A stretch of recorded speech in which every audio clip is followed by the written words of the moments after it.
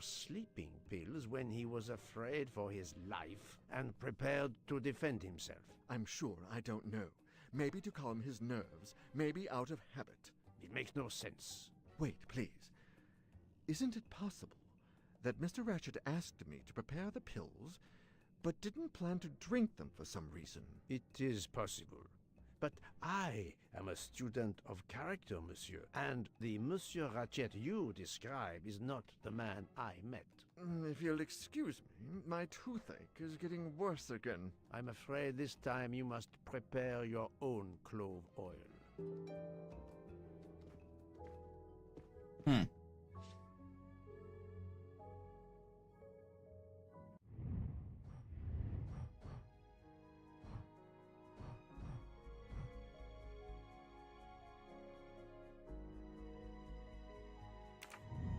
Yeah, he's sus too.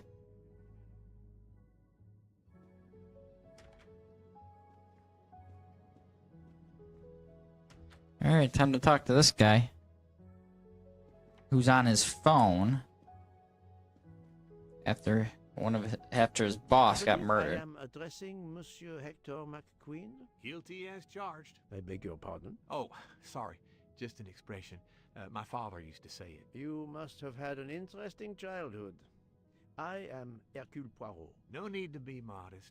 You're a detective. You are Monsieur Ratchet's secretary? I am Mr. Ratchet's secretary. Just over a year. I mainly take care of translating certain texts for him. Mr. Ratchet only speaks English. Prepare yourself for a shock. Your employer, Monsieur Ratchet, is dead. So they got him after all. What do you mean? You are assuming he was murdered? I know he had enemies.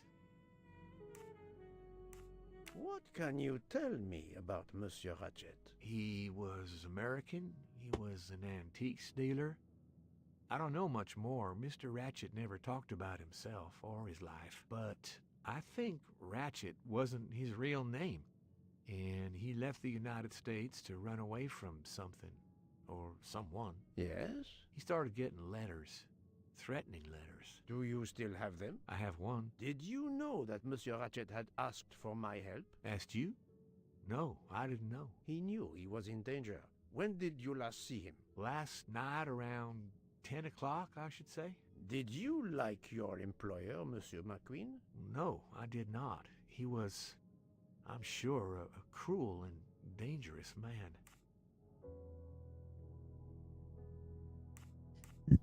What did he say? What I missed? Can you tell me your movements last night? I went back to my compartment. I read a little. In Belgrade, I went out onto the platform to smoke, but it was cold. I quickly went back in. I then went to Mr. Ratchet's compartment to take some dictation for him. I left around 10 o'clock. I saw Captain Arbuthnot. We ended up chatting in my compartment. Then we went out on the platform to quickly stretch our legs at Binkovsky. He left around 2 o'clock. Thank you. I will need to check Monsieur McQueen's story with Captain Arbuthnot. Oh. I found a diary in Monsieur Ratchet's safe. Did you know about it? I kept a business appointment book, but I know he had a personal diary as well. That looks like it. Are you a smoker? Yes, I smoke cigarettes. I've tried to quit, but no luck. Can you give me this letter, please? Of course, here it is.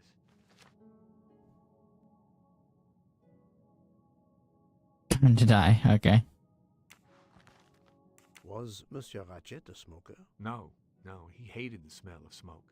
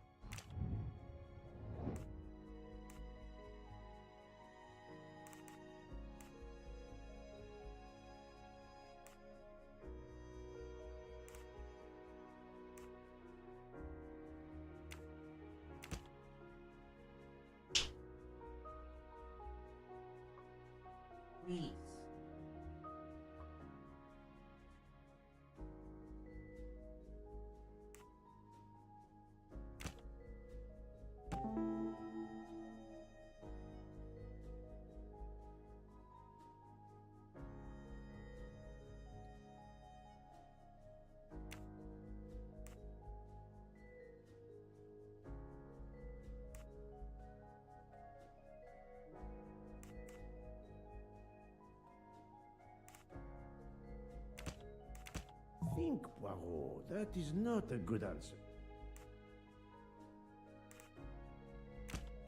No, no.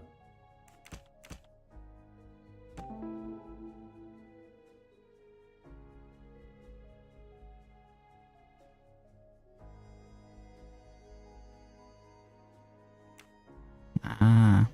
The murderer may have impersonated Ratchet by calling Monsieur Michel to make it seem that Ratchet was still alive at 12:37 a.m. That was easy.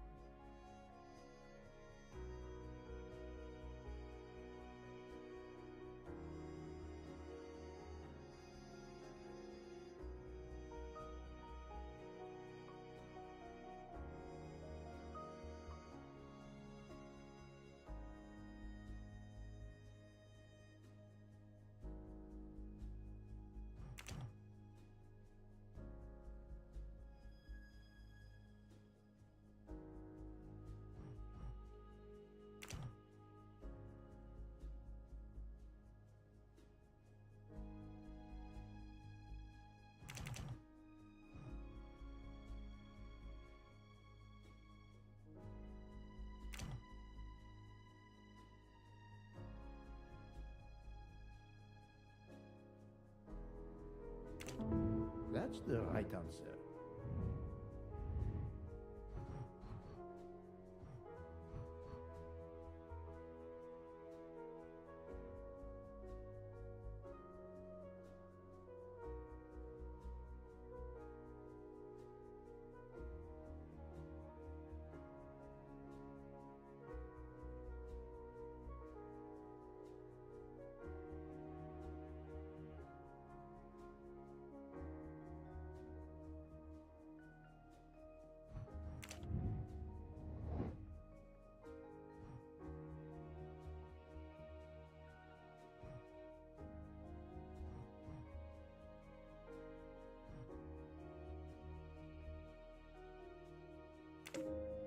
This is the most likely answer.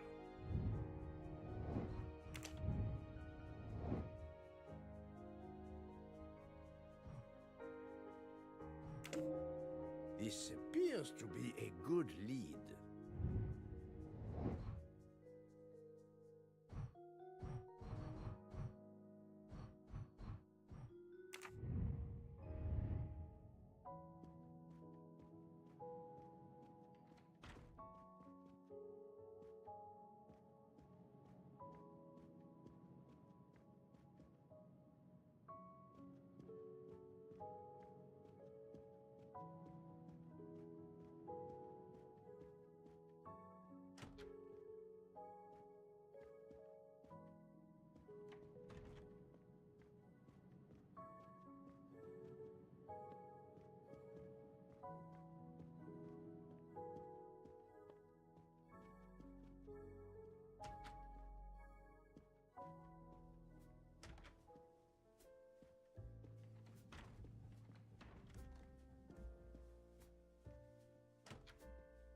Not yet.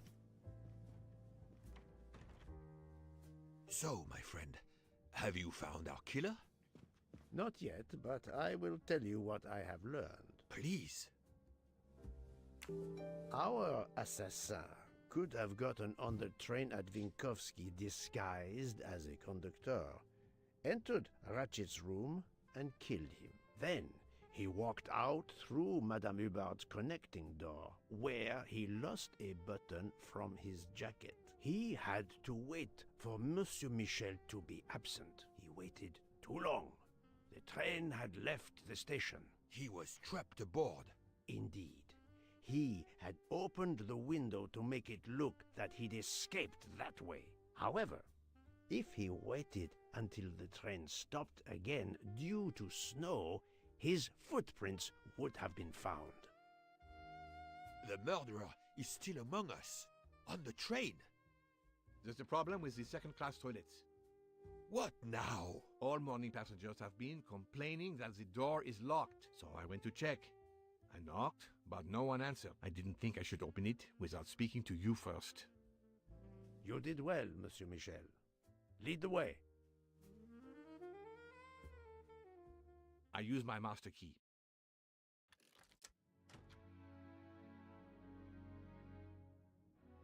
But who is she? Is she alive?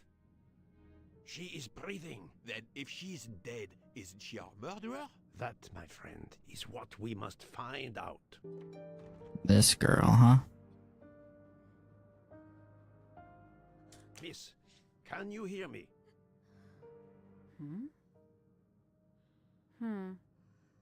She's breathing. Her pulse is strong. There is no sign of physical violence. This woman is sleeping very soundly.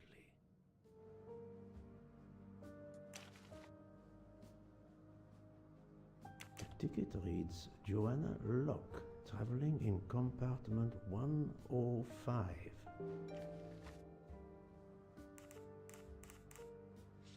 This woman is sound asleep.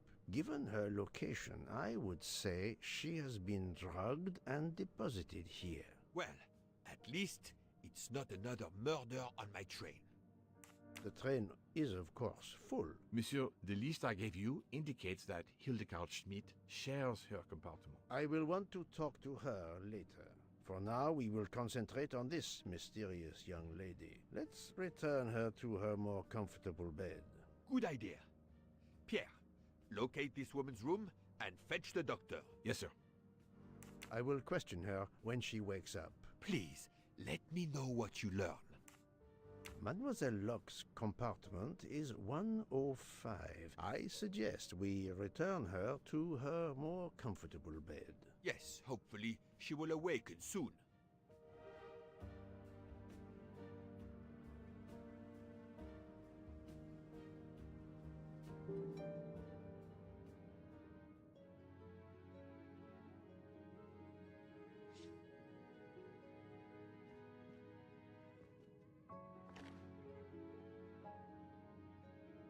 A cup of tea with white residue at the bottom.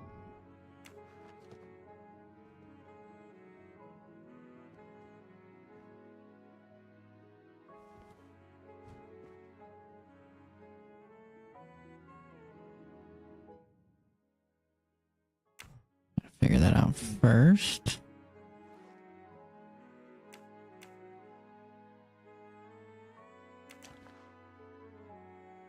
Button's missing. A briefcase and a wagon-lit conductor's jacket. And the button is missing.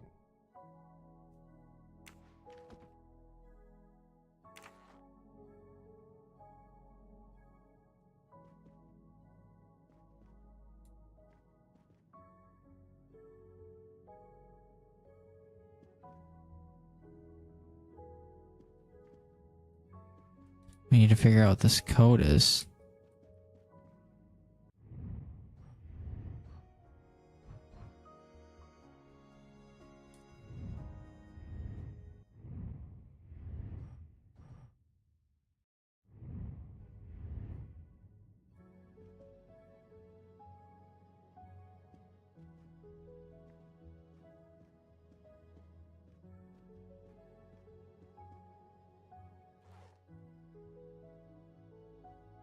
It's not letting me search anything else.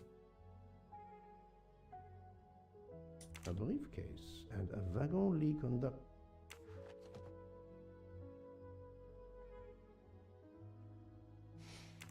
How am I supposed to figure out the code?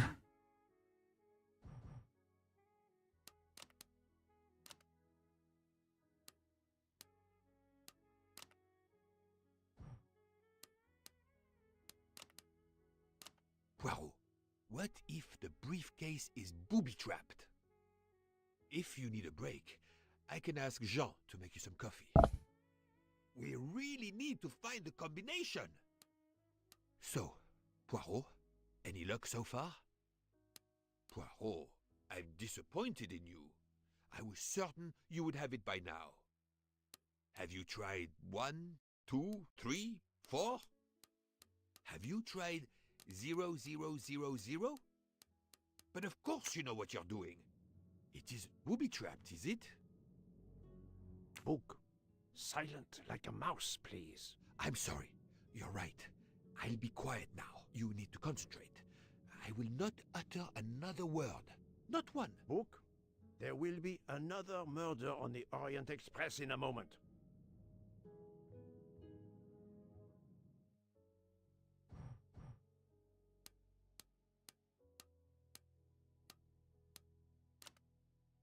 That's kind of weird.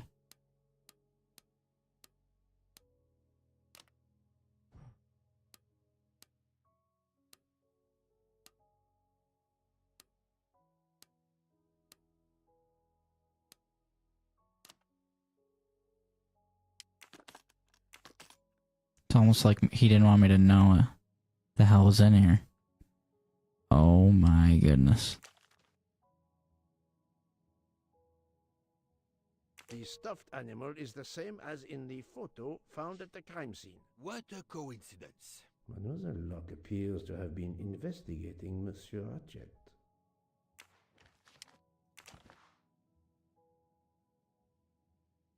Mademoiselle Locke seems very interested in our victim. Of course. She has studied her target. Possibly.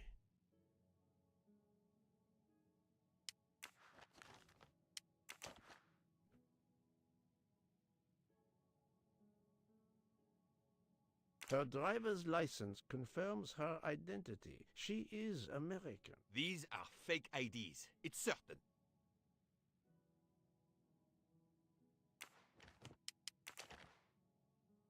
This badge says that Joanna Locke is an American detective with the Berkshire Police Department in Massachusetts. An American police officer? Oh.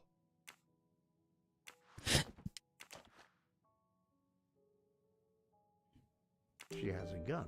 Come, Poirot. Criminals are often known to carry one. Ratchet was stabbed, not shot. But then why take it on the train? Look, she's waking up. Thanks to you, I would not be surprised if our murder victim were also waking up. What? I think so. Especially with the jacket. Oh, my head. What's all the yelling about? Who are you? Give me a good reason why you should not be in handcuffs. I can give you a reason, Book. Whose handcuffs will we use? I have none. Do you? Well, You are Joanna Locke? Why is he acting so weird, Tish? Yes, Joanna Locke. I'm a detective. Berkshire, Massachusetts Police. I have found your credentials, mademoiselle. And I know who you are, Mr. Poirot. Then, if the introductions are complete, perhaps the explanations may begin. I'll try. It's simple, really. I'm on the trail of a murderer.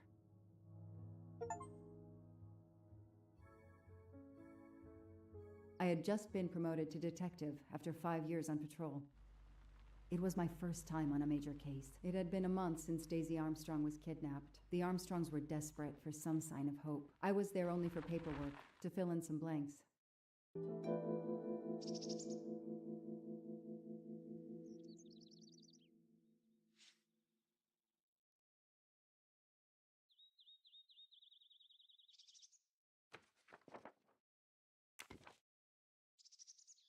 Daisy. Okay.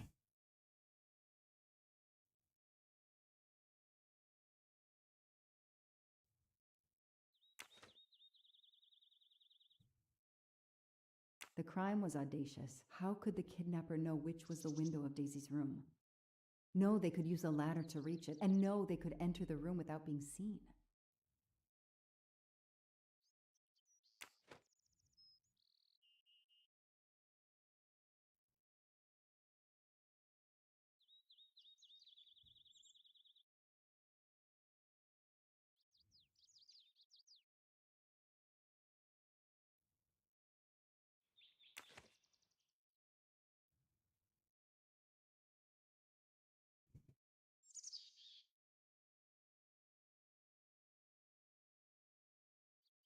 How could the child be taken with so many people in the house?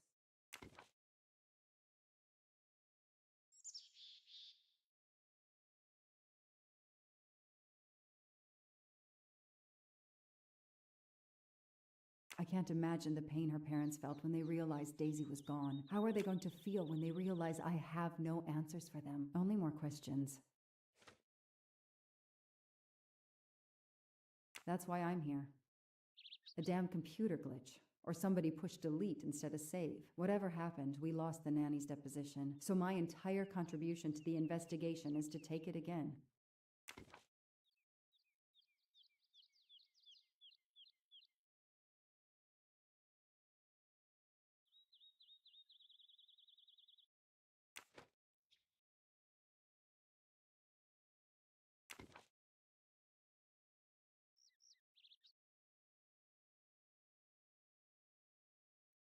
Weird they called the same number.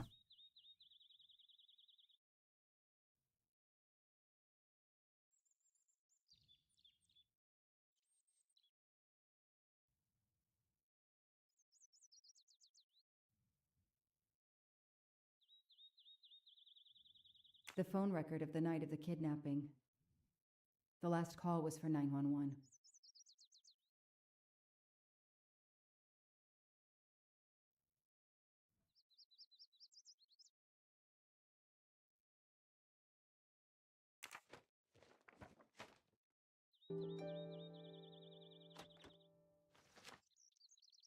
A topographical map, often more important than a road map in these mountains.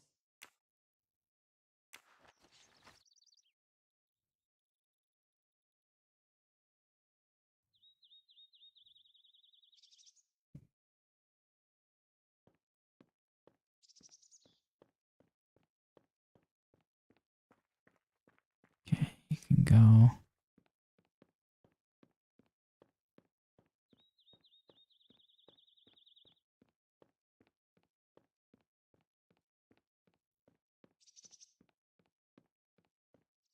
As far as the road takes you.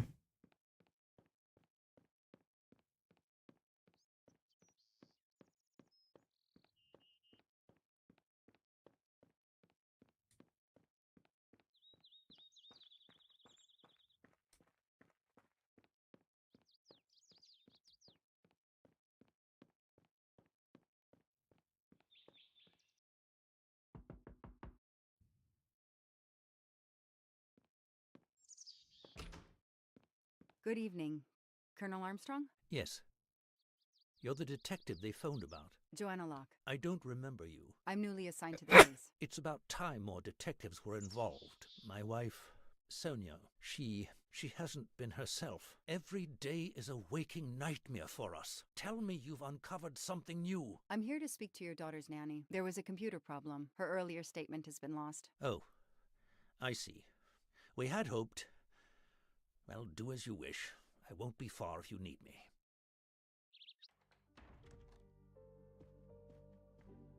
Their fairy tale became a nightmare.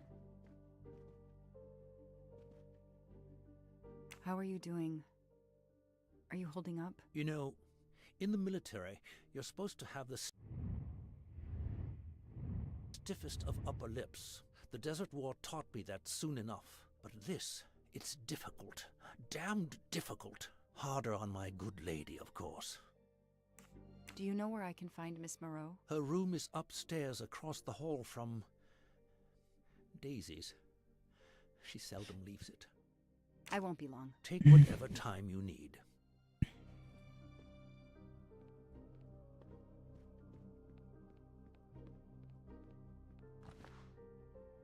What a dear child.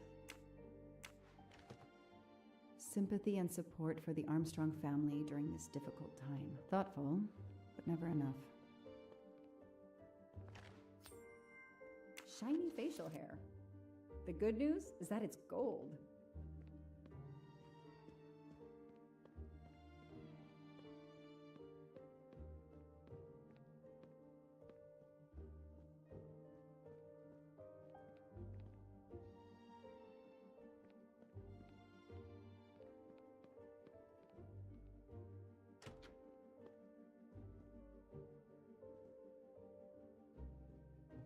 that's her.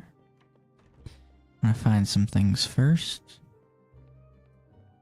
Daisy's room. Look in Daisy's room.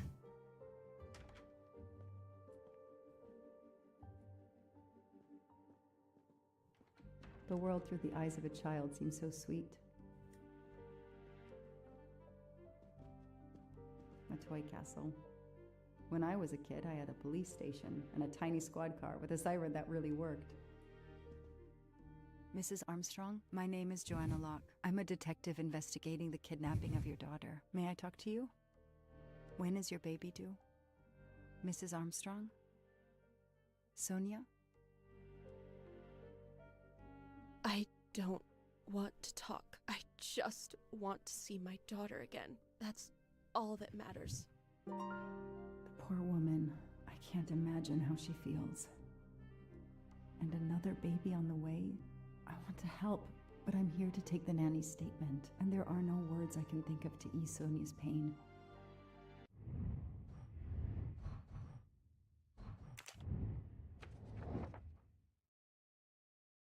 Everything looks okay here.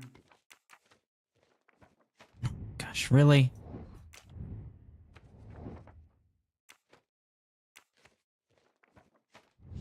Hey, I'm a pretty good detective after all. Mrs. Armstrong? Let me show you this. Daisy, my little Daisy. I miss her so much. How good it is to see her face. I can't imagine the pain you're feeling right now. She loved her little stuffed animal, Fluffy. She took him everywhere with her. The kidnappers took it as well. They didn't have to.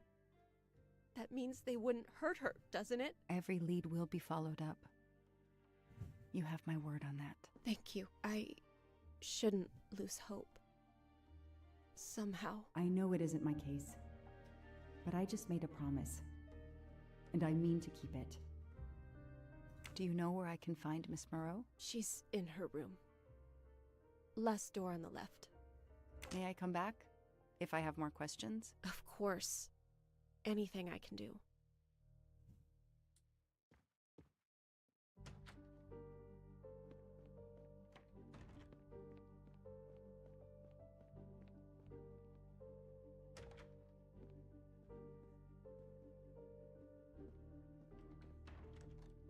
A toy train. Now here I am on a real one. Lyon, in France. What a lovely looking city. Hello, are you Suzanne Moreau, Daisy's nanny? Yes? I'm Joanna Locke, a detective working on Daisy's case. Is there any news? I'm afraid not. How can I help you? I'm really sorry. I'm afraid I have to take your statement again concerning the evening of Daisy's disappearance. There was a computer problem. Your statement was accidentally deleted. Of course. I want to help any way I can. Tell me about that night in your own words. The Armstrongs had a party to raise money for a museum, I think. Mrs. Armstrong is on their board. I was in charge of Daisy. I stayed with the little one all evening, playing with her and reading books to her. She couldn't sleep with all the noise and the comings and goings. When did you notice Daisy was missing? I was only gone 5 minutes to phone my mother. She's in the hospital. When I returned, Daisy wasn't in her bed. I thought she might have gone to look at the party, but then I saw the handsome note on her pillow. I screamed and screamed. I couldn't stop. Did you notice anything unusual before that? I was with Daisy all evening. Finally, she fell asleep. I didn't see anyone else or notice anything in particular. Do you have any idea who did this? No! I can't see who could have done such a horrible thing. The Armstrongs are such good people. Like my own family. Thank you for giving me your statement again. I'll get back to you if I have any questions. I won't be far. Okay, I have Suzanne's statement, but her answers need some checking.